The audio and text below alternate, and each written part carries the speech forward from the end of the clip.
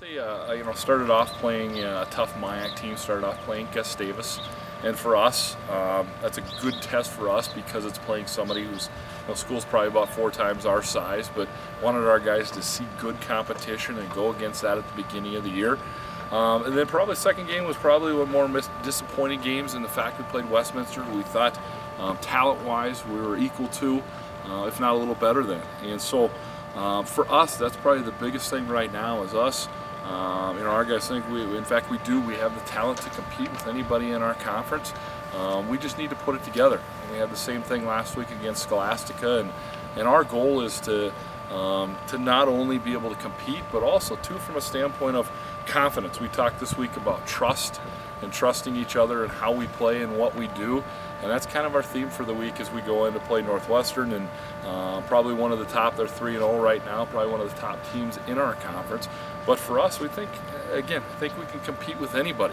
It's just how soon can we put it together. And last year, we put it together and started off in Game 5, won 4 of our last 5. We've talked about the fact that we don't want to wait until then to be able to do it. We want to be able to do it now and do it sooner.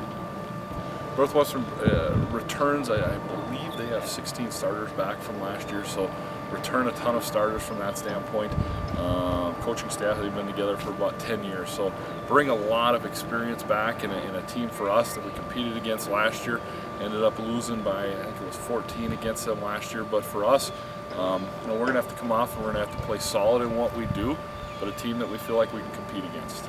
I'd say they have two running backs. One's from here in Waconia, and the other one's from Minnetonka, and so those two running backs are probably 2 of the top 3 running backs in our league. And so for us to be successful, we'll have to make sure that we contain those guys. And then defensively, they have a couple outside linebackers that are pretty good too as well. This week, I think our guys have done a good job of focusing during practice. We've added some new things, both defensively and offensively, which should give us some wrinkles for the week. And we take a look at those, and sometimes that leads in practice to some inconsistency. But on Thursday, I thought we put some things together. And then again today, we have one more practice before we get to Saturday. And our guys are excited about our game plan, excited about being able to play at night too as well. It's something cool. Usually we play at 1 o'clock. This game's going to be at 7 o'clock at night, homecoming. And so I think that excitement, we have to make sure that we're still focused in what we're doing, even though you have the excitement of the game.